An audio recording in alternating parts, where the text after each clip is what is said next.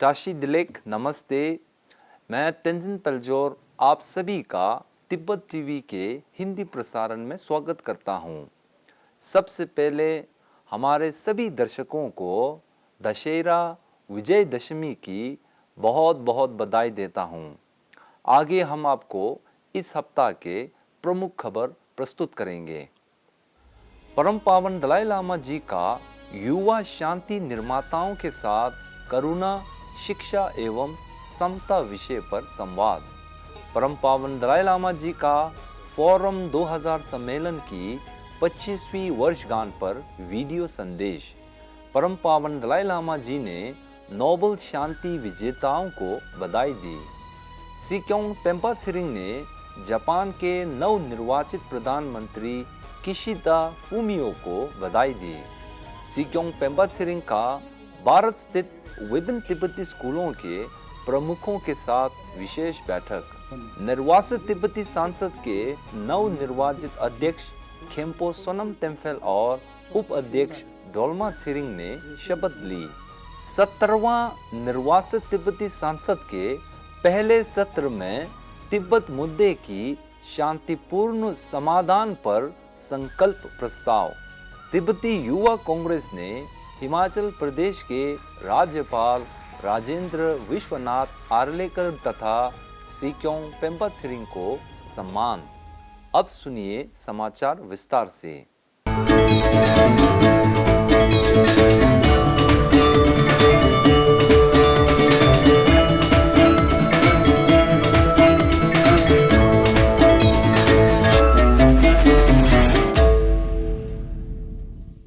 परम पावन दलाई लामा जी ने 14 से 15 अक्टूबर 2021 को United state institute of peace में जनरेशन चेंज फेलोज प्रोग्राम के तत्वाधान में आयोजित संघर्ष प्रभावित क्षेत्रों के युवा नेताओं को करुणा, शिक्षा एवं समानता विषय पर परिचर्चा को संबोधित किया था।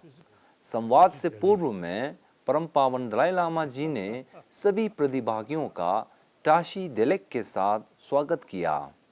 इस अवसर पर यूएसआईपी के अध्यक्ष लिज ग्रांडे ने परम पावन दलाई लामा जी का स्वागत करते हुए इस संस्था के बारे में परिचय दिया। यह संस्था अमेरिका कांग्रेस द्वारा सन 1984 में स्थापित की गई थी। अपने संबोधन में परम पावन दलाई लामा जी ने कहा कि मैं बहुत खुश हूं कि हम ऑनलाइन व टीवी के माध्यम से कुछ चर्चा कर पा रहे हैं। शारीरिक स्तर पर कभी-कभी लंबे यात्राओं के लिए कुछ कठिनाई होती है, फिर भी मेरे मन को कोई शारीरिक दूरी से ज़्यादा फर्क नहीं पड़ता। उन्होंने कहा कि दुनिया बदल रही है। पिछले शताब्दी में अधिक हिंसा हुआ था, लेकिन इन दिनों दुनिया में शांति के लिए नेताओं और जनता के बीच में बड़े पैमाने पर इच्छा बनी हुई है। इसे प्राप्त करने के लिए समुदायों और व्यक्तियों दोनों को कार्य करना होगा। व्यक्तिगत रूप से हमें मन की शांति विकसित करने की जरूरत है, वह भी बिना डर के स्वैच्छिक रूप से विकसित करना होगा।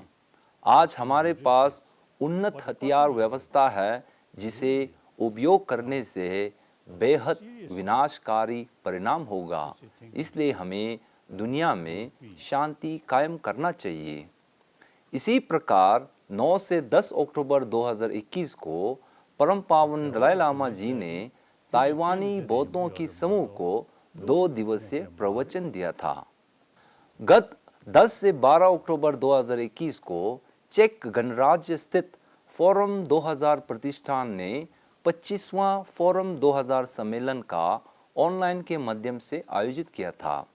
इस सम्मेलन के प्रतिभागियों को परम पावन दलाई लामा जी ने एक वीडियो संदेश द्वारा संबोधित किया। अपने संबोधन में परम पावन दलाई लामा जी ने सभी प्रतिभागियों को अभिनंदन करते हुए कहा कि मेरे मन में राष्ट्रपति हैवेल का चेहरा अभी भी साफ दिख रहा है। वह बहुत ही अद्भुत व्यक्ति थे। जब भी हम मिलते हैं, हमारे बीच अपने आप एक विशेष भावना उत्पन्न होती है।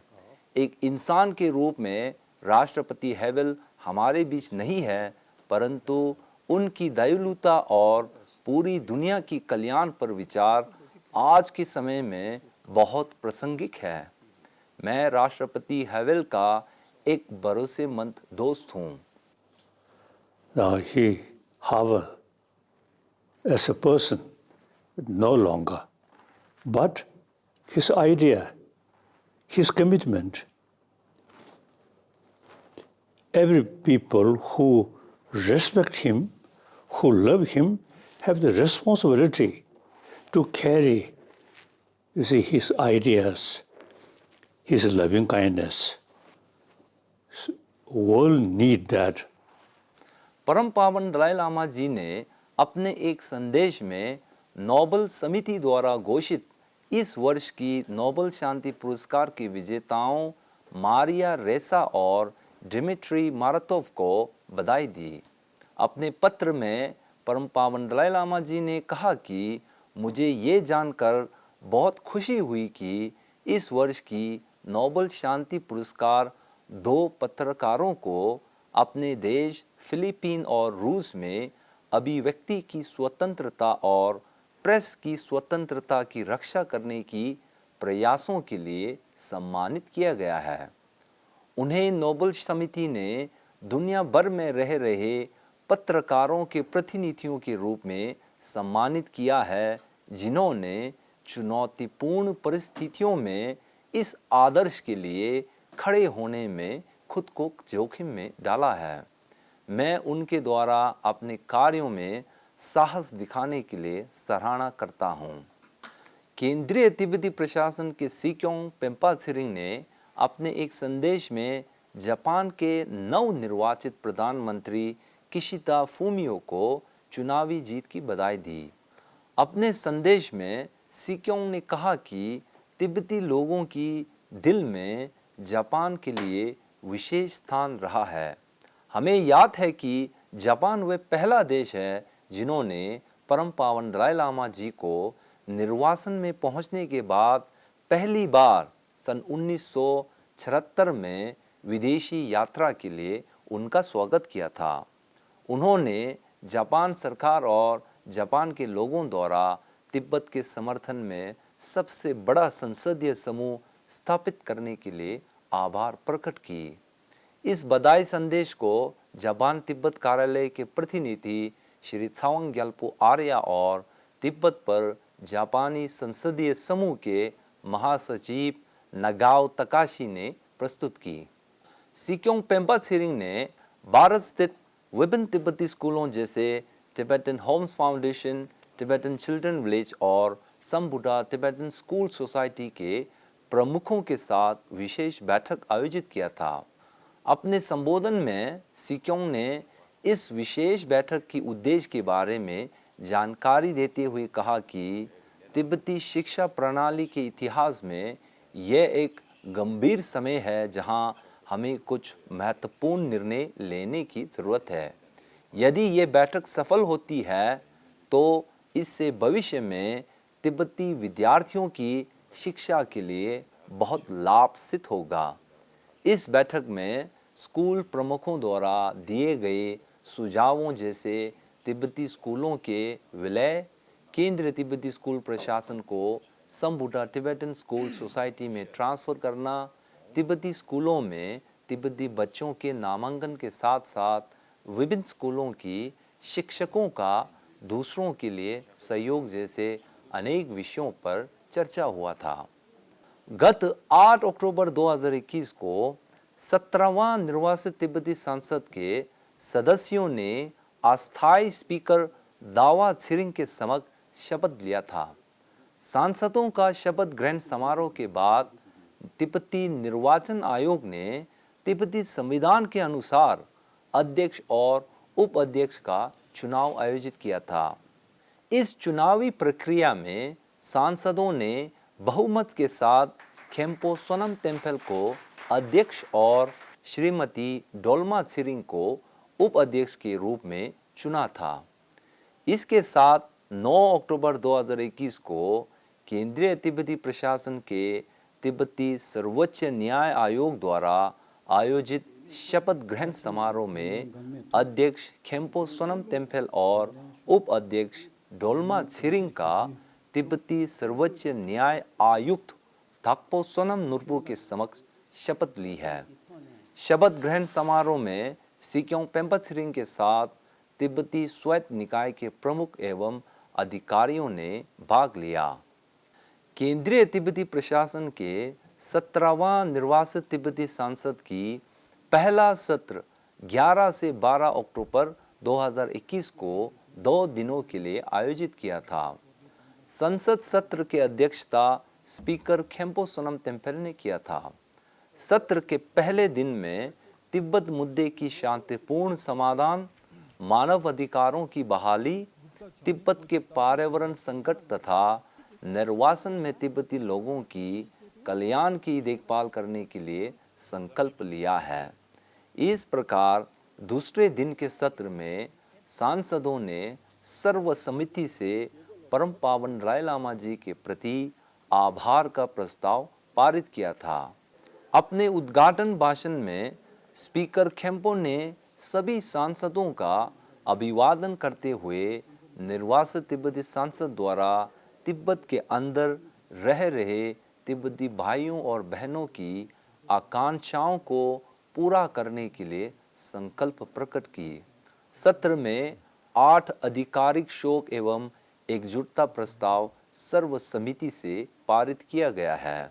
इसी प्रकार पहला दिन के सत्र के दौरान सिक्योंग पेम्पा छिरिंग ने अपने मंत्रिमंडल के तहत 7 कानून का प्रस्ताव प्रस्तुत किया।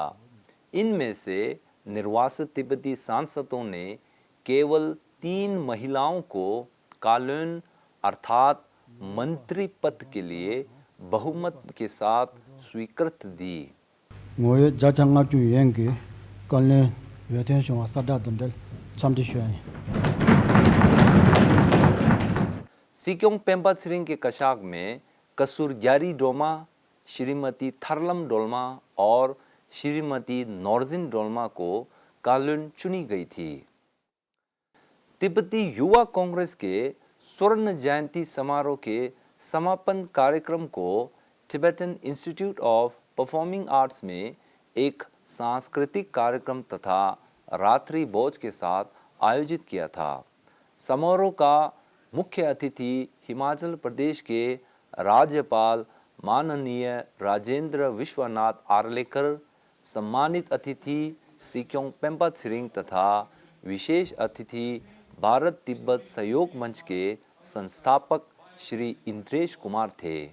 इस अवसर पर सिक्योंग पेम्पा छिरिंग ने राज्यपाल माननीय राजेंद्र आर्लेकर जी और श्री इंद्रेश कुमार जी को भारत सरकार तथा हिमाचल सरकार द्वारा तिब्बती लोगों के प्रति समर्थन के लिए आभार के रूप में तिब्बती पारंपरिक थंका प्रस्तुत की। इसी के साथ आज का खबर यही समाप्त होती है। अगले हफ्ते हम फिर मिलेंगे। मुझे दीजिए आज्ञा। नमस्कार।